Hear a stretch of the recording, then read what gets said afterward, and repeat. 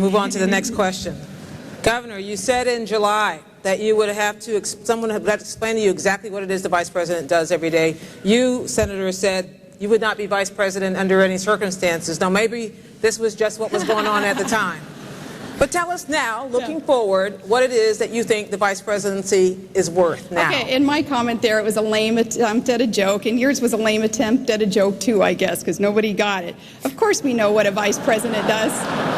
They didn't get yours or mine? Either. Which one didn't they get? Mine. No, of course we know what a Vice President does, and that's not only preside over the Senate, and we'll take that position very seriously also. I'm thankful that the Constitution would allow a bit more authority given to the Vice President also, if that Vice President so chose to exert it in working with the Senate, and making sure that we are supportive of the President's policies, and making sure too that our President understands what our strengths are. John McCain and I have had good conversations about where I would lead with his agenda, and that is energy independence in America and reform of government overall, and then working with families of children with special needs. That's near and dear to my heart also. And in those arenas, John McCain has already tapped me and said, that's where I want you to lead. And I said, I can't wait to get there and go to work with you. Senator. Gwen, I hope we'll get back to education, because I don't know any government program that John is supporting, not early education, more money for it. The reason No Child Left Behind was the money was left behind. We didn't fund it. But we can get back to that, I assume. With regard to the role of the Vice President, I had a long talk, as I'm sure the governor did, with her principal, in my case with Barack. And let me tell you what Barack asked me to do. I have a history of getting things done in the United States Senate. John McCain would acknowledge that. My record shows that. On controversial issues, I would be the point person for the legislative initiatives in the United States Congress for our administration. I would also, when asked if I wanted a portfolio, my response was no. But Barack Obama indicated to me he wanted me with him to help him govern. So every major decision he'll be making, I'll be sitting in the room to give him my best advice. He's president, not me. I'll give my best advice. And one of the things he said early on when he was choosing, he said he'd pick someone who had an independent judgment and wouldn't be afraid to tell him if he disagreed. That is sort of my reputation, as you know.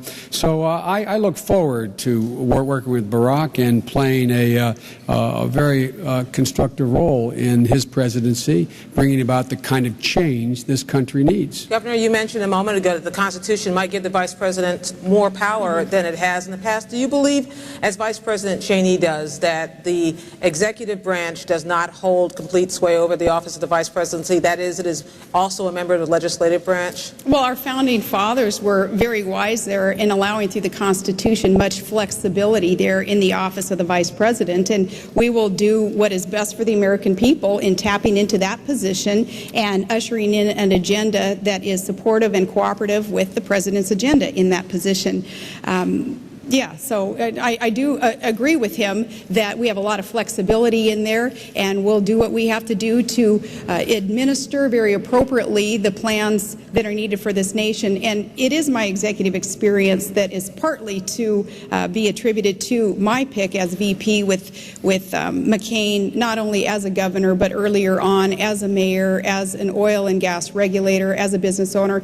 It is those years of experience on an executive level that will be put to good use in the White House also. Vice President Cheney interpretation of the Vice Presidency? Vice President Cheney has been the most dangerous Vice President we've had probably in American history. He has the idea he doesn't realize that Article 1 of the Constitution defines the role of the Vice President of the United States. That's the executive branch. He works in the executive branch. He should understand that. Everyone should understand that. And the primary role of the Vice President of the United States of America is to support the President of the United States of America, give that President his or her best judgment when sought, and as the Vice President to preside over the Senate only in a time when, in fact, there's a tie vote. The Constitution is explicit. The only authority the Vice President has from a legislative standpoint is to vote. Only when there is a tie vote. He has no authority relative to the Congress. The idea he's part of the legislative branch is a bizarre notion invented by Cheney to aggrandize the power of a unitary executive, and look where it's gotten us. It has been very dangerous. Let's talk conventional wisdom for a moment. The conventional wisdom, Governor Palin, with you is that your Achilles heel is that you lack experience. Your conventional wisdom against Jews, that your Achilles heel is that you lack discipline, Senator Biden. What is it really for you, Governor Palin? What is it really for you, Senator Biden? Start with you, Governor. My experience as an executive will be put to good use as a mayor and business owner and oil and gas regulator, and then as governor of a huge state, a huge energy producing state that is accounting for much progress towards getting our nation energy independence, and that's extremely important. But it wasn't just that experience tapped into, it was my connection to the heartland of America. Being a mom, being one who is very concerned about a son in the war, about a special needs child, about kids heading off to college, how are we going to pay those tuition bills, about times in Todd and our marriage in our past where we didn't have health insurance, and we know what other Americans are going through as they sit around the kitchen table and try to figure out how are they going to pay out of pocket for health care. We've been there also, so that connection was important. But even more important is that worldview that I share with John McCain.